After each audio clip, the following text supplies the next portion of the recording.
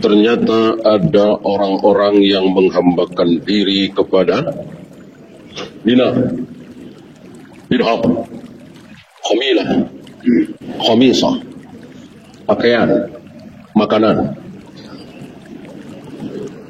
Disebutnya abad menyembah. Apakah uang ditumpuk-tumpuk kemudian dia sujud?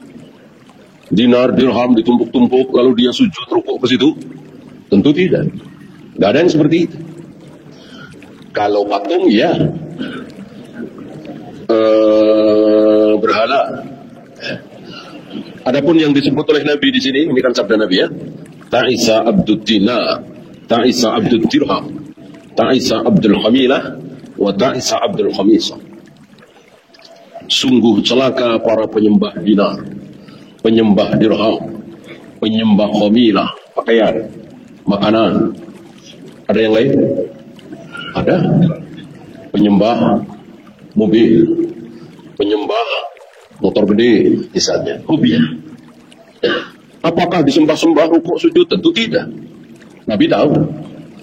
Insya Allah Nabi belum pernah melihat ada orang rukuk sujud di depan makanan, pakaian, dinar, dirham. Tapi Nabi bilang menyembah. Kalau rukuk sujud di depan patung berhala, ya banyak itu. Sama, itu juga menyembah. Nah, terhadap dinar, dirham, khamilah, khamisah, apa ya? Menyembah rukuk sujud? Tentu tidak. Tapi apapun akan dia lakukan demi mendapatkan dinar itu, dirham itu, pakaian itu, motor gede itu, mobil mewah itu, rumah megah itu, apapun akan dia lakukan. Yang halal, yang haram, yang subhat, yang riba, korupsi kalau perlu. Ini disebut menyembah. Maka kemaksiatan adalah bagian dari kekufuran. Itu kan maksiat. Kufur itu pasti maksiat. Ada maksiat itu mengandung unsur kekufuran. Ya bayangkan sampai dikatakan penghamba dinar, penghamba dirham. Gitu ya. Oleh karena itu Adi bin Hatim sempat protes. Ketika baru saja masuk Islam, Adi bin Hatim ini mantan Ahlul Kitab Nasara. Waktu pertama kali bertemu dengan Nabi baca syahadat, di lehernya ada kalung salib. Oleh Nabi diperintahkan lepas. Dari sini keluar hukum bahwa seluruh simbol kekafiran, simbol kemusyrikan tidak boleh dipakai oleh seorang muslim. Salib, apalagi nama-nama ya, dewa, dewi, Wisnu, Siwa ya. Nama-nama seperti ini tidak pantas disandang oleh seorang muslim. Itu simbol-simbol kekafiran. Nah, kemudian setelah Adi bin Hatim masuk Islam, mendengar ayat ittakhadhu ahbarahum wa ruhbanahum arbaban min dunillah. Orang-orang Nasrani itu menjadikan para pendeta, para pastor Tuhan-Tuhan selain Allah. Menyembah pendeta, menyembah pastor. Nah, Adi bin Hatim protes, ya Rasul, kami tidak pernah rukuk sujud menyembah para pendeta, para pastor. Sujud menyembah ya. Dulu kan ada sujud tapi tidak menyembah. Sujud menyembah, rukuk menyembah, tidak pernah. Tapi kenapa Al-Quran mengatakan kami menyembah para pendeta, para pastor? Disitulah muncul pertanyaan Nabi, apakah para pendeta, para pastor menghalalkan yang haram? Yang haram dihalalkan, babi misalnya, homer misalnya. Dijawab oleh Adi bin Hatim, iya. Iya. Kalian ikut menghalalkan juga? Iya. Kemudian mereka mengharamkan yang halal tapi diharamkan. Apa misal? Nikah. Nikah diharamkan untuk sebagian orang mereka, orang suci mereka katanya. Kalian ikut-ikutan? Iya. Tilka ibadat. Itu yang dimaksud oleh Allah bahwa kalian menyembah mereka. Jadi kalau ada tokoh hari ini menghalalkan bunga bank misalnya, menghalalkan rokok, musik misalnya, menghalalkan judi asuransi misalnya, kita ikut menghalalkan, tilka ibadatuhu, berarti kita menyembah si tokoh itu. Persis seperti ucapan Nabi kepada Adi bin Hatim. Termasuk ini. Tidak ruku, tidak sujud, tidak ada gerakan-gerakan persembahan, tidak seperti Abu Jahal, Abu Lahab di depan patung-patung berhala itu, Lata, Uzza, Hubal, Manat, tapi dianggap menyembah. Kenapa? Karena tega melakukan yang haram, tega membuat Allah murka demi mendapatkan dinar, dirham, uang, mobil mewah, rumah megah, korupsi dan seterusnya.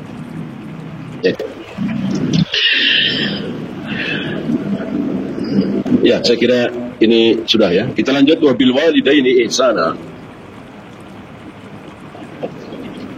Setelah Allah memerintahkan untuk menyembah Allah satu-satunya, dilanjut dengan wabil walidaini ihsana, berbuat baik kepada orang tua.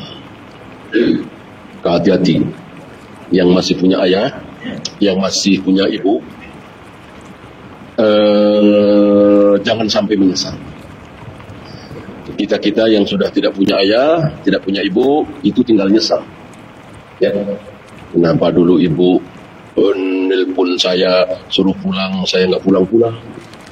Kenapa dulu ayah ibu nyuruh saya berangkat nggak berangkat-berangkat? Ya, menyesal, belum menyenangkan, membahagiakan, mentaati ayah ibu. Ya, mumpung penyesalan itu belum datang. Ya. Karena nggak ada hak terbesar seseorang setelah Allah dan Rasulnya tentunya ya. Jangan Allah nomor 1, Rasulullah nomor 2, orang tua nomor 3, betul? Salah. Allah dan Rasulnya nomor 1, orang tua nomor 2. Ya. Baru yang lain. Baru yang lain. Ada guru, ada istri, ada tetangga, nanti akan dijelaskan oleh beliau. Maka para ulama menyebut ayat ini sebagai ayatul hukuk, ayat yang berisi tentang hak-hak. Hak siapa? Allah, orang tua, kerabat, anak yatim, tetangga, dan seterusnya. Ada satu sabda Nabi yang mestinya membuat kita semakin taat kepada orang tua, walaupun berat.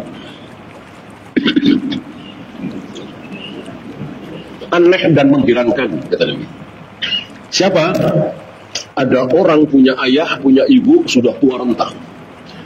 Mungkin 80 tahun, mungkin 85 tahun, mungkin 90 tahun. Gitu. Tapi si anak ini nggak masuk surga. Tapi si anak ini masuk neraka. Aneh. Anak. Kesempatan masuk surga begitu lebar, begitu luas, tidak digunakan. Kan aneh. Aneh sekali. Kenapa? Karena ketika orang tua sudah 90 tahun, 95 tahun, tentu harus dirawat, disuapin, dimandikan, dicebokin, dan seterusnya. Ini pahala besar. Banyak dari kita, anak-anaknya,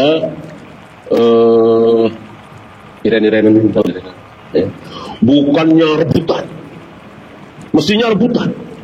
Ya, saya aja. Ini kan pahala, rebutan pahala. Ya.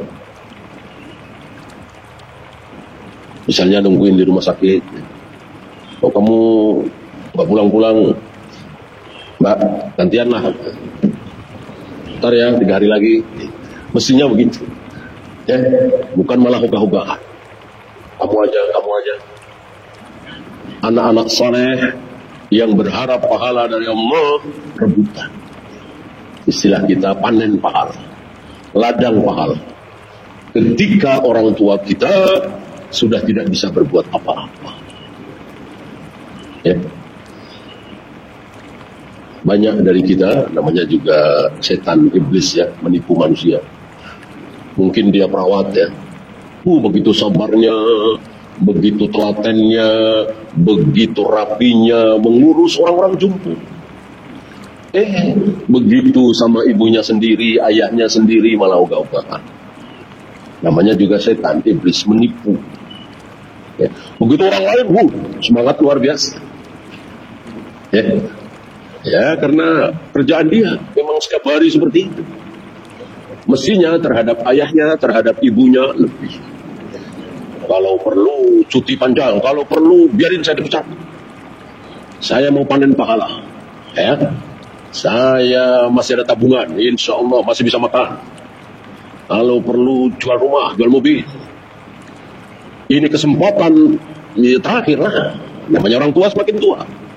Setelah itu meninggal. Ya kan? Bismillah. Insya Allah. Man taraka syai'an lillah awwadahullahu lahu khairan. Barang siapa yang meninggalkan sesuatu karena Allah, pasti Allah akan ganti yang jauh lebih baik. Dia tinggalkan kerjaan yang lumayan itu, gaji yang cukup besar itu, demi mengurus orang tua, taat kepada Allah tentu, maka pasti akan diganti yang jauh lebih baik.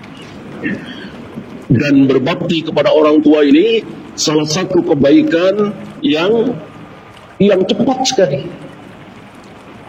sekali dibalas oleh Allah. Begitu pula ketika durhaka. Gitu ya. Sering kita saksikan otaknya biasa-biasa aja, nggak pintar-pintar amat, bahkan pernah tidak naik kelas, tapi terhadap ibunya luar biasa taatnya, berbaktinya. Sukses, pedagang besar, dokter spesialis, ya, dan seterusnya. Ini bukan satu buah.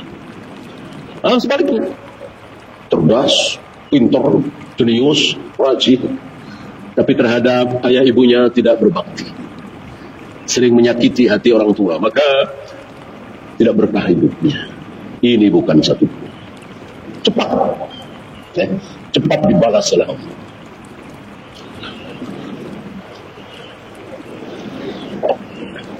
Antum ingat Uwais? Ingat ya? Itu dia salah satu. Uwais hafal Al-Quran, hafal ribuan hadis enggak? Ya. Ini bukan jajarannya Mujahid atau bin Abi Rabbah, Hasan Basri, enggak. Bukan jajaran ahli ilmu. Ya biasa. Meriwayatkan hadis sepertinya juga tidak. Tapi namanya disebut oleh Nabi alaihi salatu wasallam. Dan ditunggu-tunggu, dicari-cari oleh Umar bin Khattab. Manusia yang ketika di jalan itu ada setan, jin, si jin mencari jalan lain, takut berpapasan dengan umat, menunggu pemuda ini bernama Uwais, ya, dan minta doa. Gara-gara apa? Baktinya kepada ibunya, bukan karena hafalan Al-Qur'annya, kemudian pengetahuannya tentang fikih, usul fikih, hadis, enggak. Ya. Kemudian wa bidzil qurba wal yatama wal masakin. Siapa dzul qurba?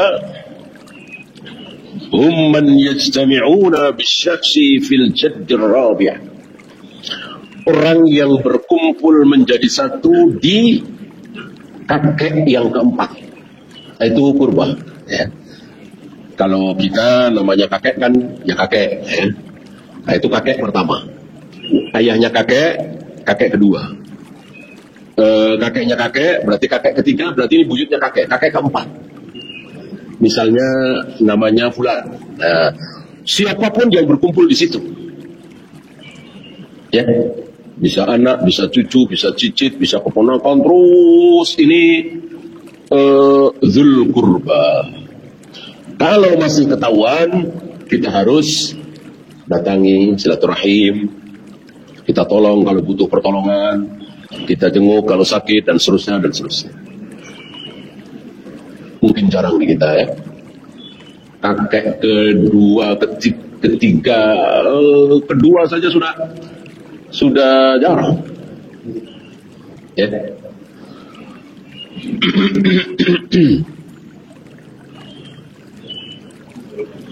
Bahkan tidak kenal. Ya kan? Sering kita nggak kenal. Padahal satu kakek kedua, berarti apa istilah kita? Ayahnya, buyut. Satu buyut. Ada yang tidak kenal? Banyak. Apalagi ayahnya buyut. Ini kan berarti kakeknya buyut, keempat kan? Nah, disinilah kekalahan kita dengan kebiasaan orang-orang Arab. Betul-betul perhatian terhadap keluarga. Ada bangsa yang jangankan kakek ya, satu ayah, satu ibu, udah cuek-cuek. Ada bangsa seperti itu. Udah sendiri-sendiri masing-masing. Nggak ada silaturahmi. Ya. Ada bangsa ini maju sekali. Dan sepertinya hampir punah bangsa ini. Ya. Orang pintar, kerjanya udah kayak robot. Ya.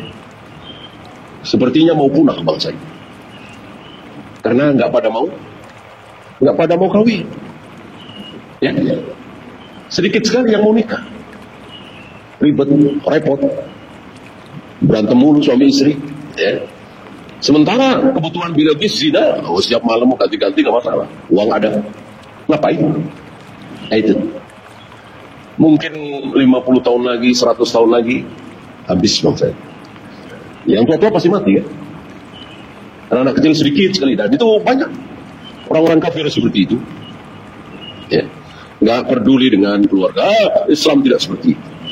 Jangankan kakak, adik, satu ayah, satu ibu, satu kakek, satu nenek. Ini kakek keempat. Disuruh perhatian. Ya. Arab bahkan ngumpul kan, dan disebut namanya. Gitu. Apa istilahnya, marga ya, disebut, muncul marga itu kan dari situ disebut ya. Ya ada kita di beberapa daerah ya, ada disebut. Ini bagian dari sunnah. Agar apa? Agar tahu minimal kakek keempat ini zul qurba. Kemudian al-yatama, jam'u yatim. Siapa dia? Wa huwa alladhi mata abuhu. Anak yang ditinggal mati ayahnya. Bukan ibunya. Kalau ibunya yang mati, bukan yatim.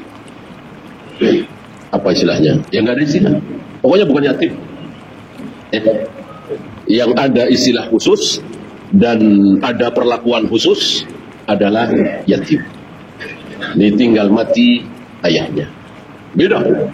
Ditinggal mati ayah dengan ditinggal mati ibu beda. Jauh lebih berat ditinggal mati ayah. Ya. Kalau ditinggal mati ibu mungkin perasaan ya. Namanya bocah lebih dekat ke ibu. Ya secara perasaan saja. Tapi masih di sekolah yang mahal, masih naik mobil mewah, misalnya kalau ayahnya kaya ya, masih disupiri gitu. Ibunya meninggal. Ya nggak lama lagi dapat ibu baru lah. Maksudnya ibu tiri. Gitu. Perlu nunggu masa idah? Perlu? Ya nggak perlu. Nggak perlu. Kemarin istrinya meninggal, sekarang nikah lagi boleh? Boleh. Istrinya belum meninggal, nikah lagi boleh? Boleh. Semangat amat, tidak boleh. Semangat doang kan?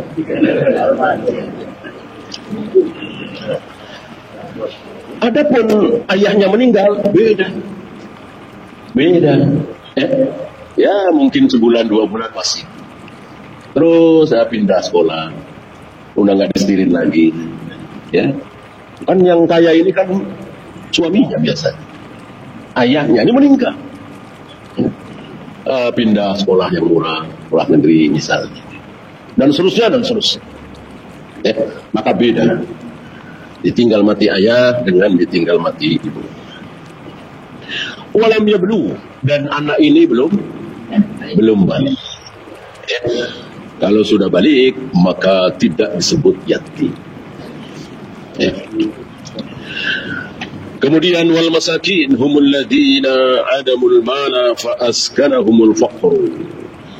Ada sedikit perbedaan antara miskin dengan fakir. Fakir pasti miskin, miskin belum tentu fakir. Fakir lebih lagi. Tidak ada sesuatu yang bisa menutup hajatnya. Seperti saudara-saudara kita yang tiba-tiba rumahnya kebakaran, gempa bumi, nggak punya apa-apa. Nah, seperti ini kira-kira. Wajib ditolong. Adapun miskin punya sesuatu, punya penghasilan, tapi tidak mencukupi kebutuhan sehari-hari.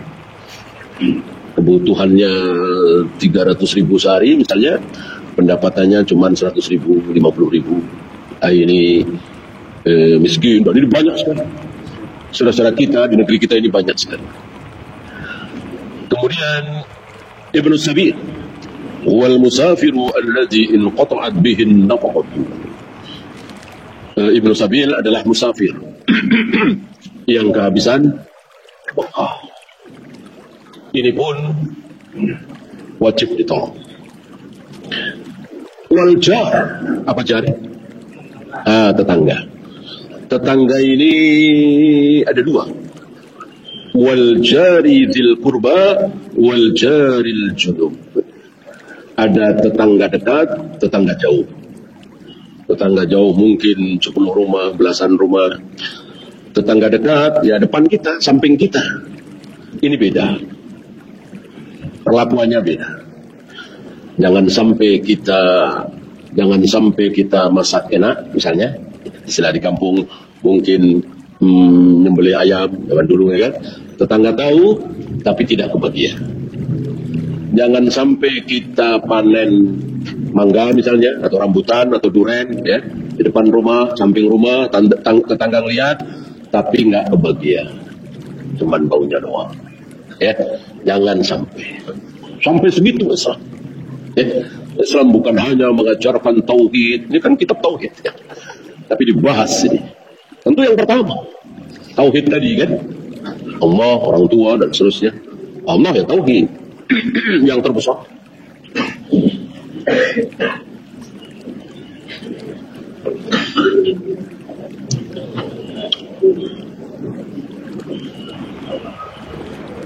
Mana yang paling kita nomor satukan?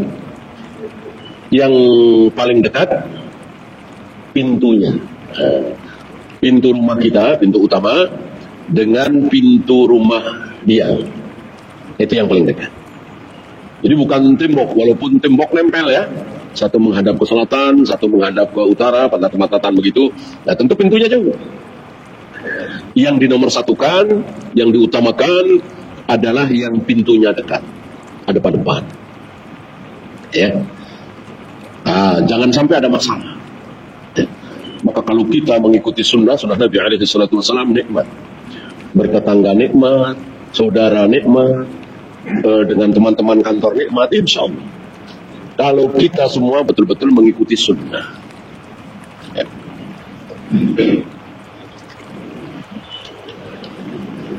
Wasahibi bil jam. Apa sahibi bil jam? Ada dua tafsiran. Yang pertama, istri. Istri itu as-sahibu bil jam. Tafsiran kedua, sahibuka fis safar. Teman kita saat safar. Biasanya kita safar sama siapa? Sama teman kita yang mana? Yang dekat. Biasanya begitu kan? Surabaya misalnya, Bandung misalnya, umroh misalnya. Ya. Ini hati-hati. Jangan sampai pulang safar nggak temenan lagi. Jangan sampai pulang safar musuhan. Itu kadang terjadi. Karena dalam safar keluar apanya? Dalam safar keluar aslinya, keluar kartunya. Biasanya selama ini ketemu pas kajian aja, ketemu pas tugas saja misalnya. ketemu pas di kantor saja. Ini 2 minggu safar bareng, ketahuan aslinya. Apa temperamen, apa egois, apa pemurah, apa dermawan, apa ngalahan, itu ketahuan saat safar. Oleh karena itu Nabi pernah mendengar seseorang memuji-muji si fulan.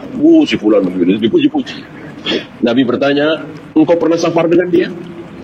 Pernah safar berhari-hari dengan dia? Dijawab, belum pernah ya Rasul. Stop pujian. Ya. Artinya engkau belum tahu sifat aslinya.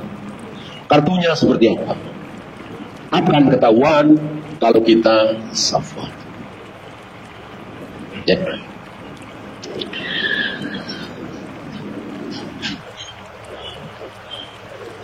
Walikulli minhuma haqqun fal ayatu salihatun lahuma. Kedua tafsiran itu hak. Artinya memang bisa ditafsirkan dengan istri atau bisa ditafsirkan dengan teman dalam safar. Yang terakhir, auma malakat aimanukum. Apa yang dikuasai oleh tangan kalian. Maksudnya siapa? Budak. Jika kita punya budak, maka perhatikan. Bagaimana kalau tidak ada budak? Sekarang kan sedang tidak ada budak, maka masuk di sini apa? Al-bahaim. Binatang ternak, binatang kita, ya. Binatang peliharaan kita. Ini termasuk milkul yamin. Maka hati-hati. Ya. Luar biasa Nabi alaihi salatu wassalam memberikan petunjuk kepada kita sampai kepada hewan peliharaan. Ya. Salah satu mukjizat Nabi pernah datang kepada beliau mengadu. Siapa? Apa? Unta. Pernah unta, pernah burung. Ya. Burung mengadu. Ya. Maka hampir semua mukjizat para nabi, para rasul beliau punya. Cuman nggak digembar-gemborkan. Kalau Nabi Sulaiman kan digembar-gemborkan, kan? Bisa berbicara. Artinya semua orang tahu. Dan dilakopi gitu. Nabi Musa berbicara dengan Allah, mendengar suara Allah, ya sampai dilakopi, digelari. Beliau tidak digelari, tapi beliau pernah mendengar suara Allah langsung seperti Nabi Musa. Beliau juga bisa berbicara dengan hewan. Ada burung yang berputar-putar di atas kepala Nabi. Ya, Nabi mengatakan, siapa yang menyembunyikan anak-anak burung, ini induknya mengadu kepadaku. Ada beberapa sahabat, ada sahabat yang malu-malu bawa anak burung. Saya harus, ya, itu induk burung berputar-putar di atas kepala Nabi, mengadu kepada Nabi. Nabi tahu, ya, termasuk unta. Unta terengah-engah dan kesakitan mendekati Nabi. Dan Nabi mengatakan, dia lelah, dia capek, dia sakit oleh pemiliknya. Dicambuk, dipecut, di ini, di itu. Ya. Bahkan waktu itu pernah kita bahas apa? Menangis pohon, kayu. Itu. Pelepah kurma, ya? Yang sekaligus menjadi tiang masjid. Ketika beliau berkhutbah, itu selalu berpegangan ke pelepah kurma itu yang sekaligus menjadi tiang masjid itu. Nah, ada seorang wanita yang mengusulkan kepada Nabi, ya Rasul, aku punya anak najjar, tukang kayu, bisa bikin ini, bisa bikin itu. Bagaimana kalau dia bikin mimbar supaya engkau berkhutbah di atas mimbar? Tidak cuma berdiri, berpegangan pohon kurma. Nabi mengiyakan, lalu dibikin. Maka ketika sudah jadi, pertama kali beliau berdiri di atas mimbar itu berkhutbah, ada suara, ada suara tangisan, seperti tangisan anak kecil. Para sahabat dengar. Ya. Dari mana arah suara itu? Dari pohon kurma tadi, dari pohon kurma yang menyangga masjid itu. Nabi mendekati pohon kurma itu, memegangnya, mengelus-elusnya, seolah seperti sedang menenangkan anak kecil yang sedang menangis. Inilah Nabi kita Muhammad sallallahu alaihi wasallam. Hampir seluruh kemuliaan mukjizat para nabi, para rasul, beliau punya, dikasih oleh Allah.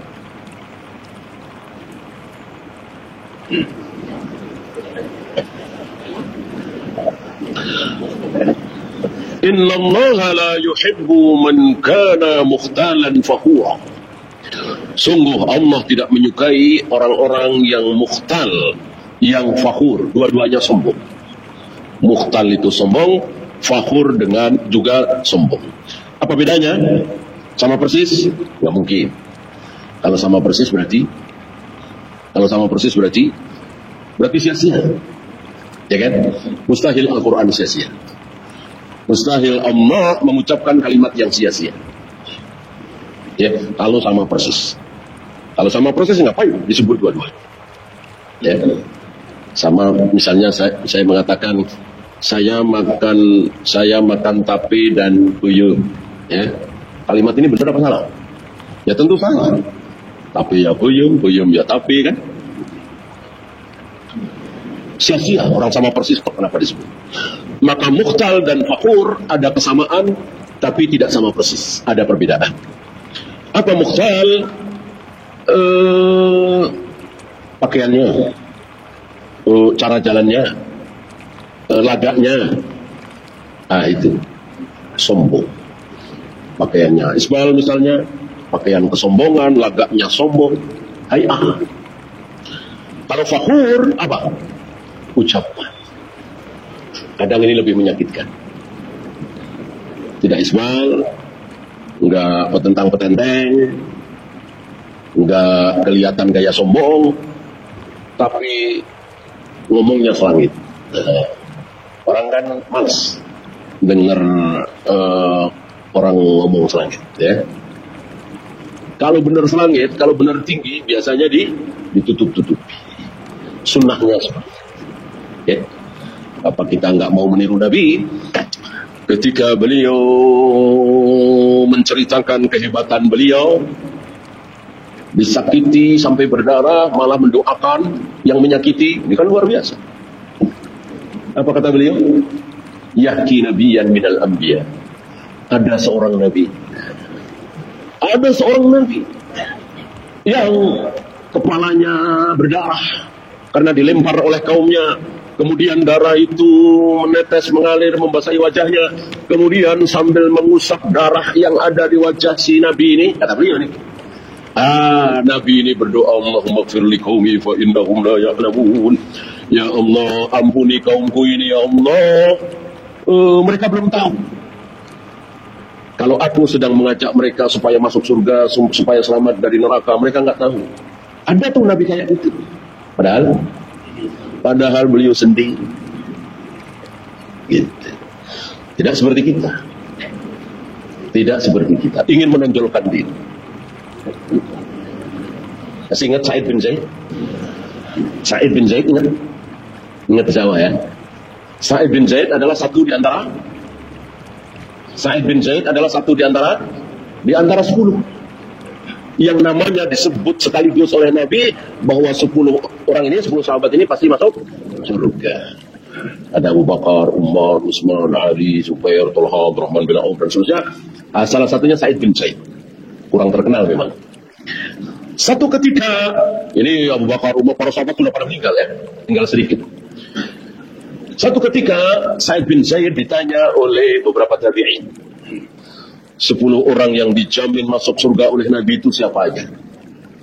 Sa'id bin Zaid menjawab, 1 Abu Bakar, 2 Umar, 3 Utsman, 4 Ali, Zubair, Talha, berapa? 9 doang. 9 doang. Tidak 10. Nah, yang nanya penasaran kan? Nggak satu lagi siapa? Tanyakan kepada yang lain. Terus udah pergi. Tidak ingin menonjolkan diri. Nggak kayak kita. Coba kalau kita yang jadi Sa'id bin Zaid ditanya. Nomor 10 siapa? Nomor 1 saya, ya kan? Habis itu Abu Bakar, Umar, itu kita. Jadi ingin menonjolkan diri. Ya. itulah kita. Jauh sekali dengan para sahabat. Assalamualaikum warahmatullahi wabarakatuh. Sampai jumpa kembali di World Islam Channel.